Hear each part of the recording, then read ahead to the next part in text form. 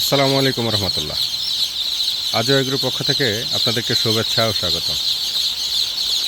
কিছু আমাদের অর্ধেক বাচ্চা ছাড়ার পর এই অবস্থা, আর বাকি অর্ধেক চলে এসেছে।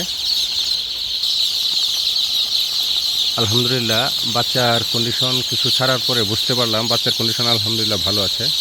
এই কোম্পানির বাচ্চা আমরা এইবার প্রথম নিয়েছি। বাচ্চার কন্ডিশন আলহামদুলিল্লাহ ভালো আছে।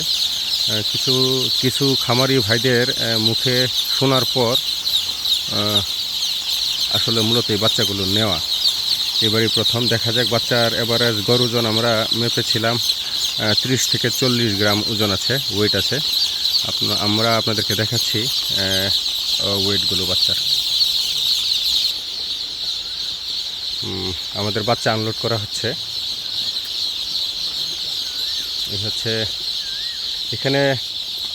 এই হচ্ছে বাচ্চার অবস্থা। আমরা যদি বাচ্চার ওয়েটটা নিই তাহলে দেখতে পারবো যথাক্রমে বাচ্চার ওয়েট 40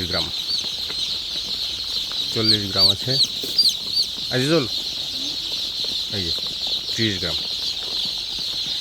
মানে 30 থেকে 40 গ্রামের ভেতরেই আছে বাচ্চাগুলো।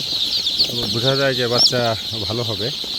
আর যেহেতু ওয়েদারটা আমাদের অনুকূলেই আছে, মানে ওয়েদার আলহামদুলিল্লাহ অনেক ভালো, রোদটা ভীষণ কড়া পড়েছে, বাচ্চার জন্য ভালো। টেম্পারেচার খুব ভালো আছে, যার ফলে বাচ্চাগুলো অনেক দৌড়াদৌড়ি করতেছে।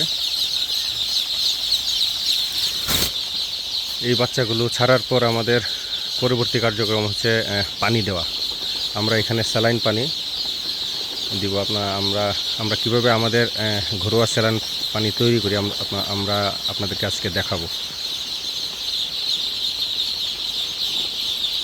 ধন্যবাদ সবাইকে।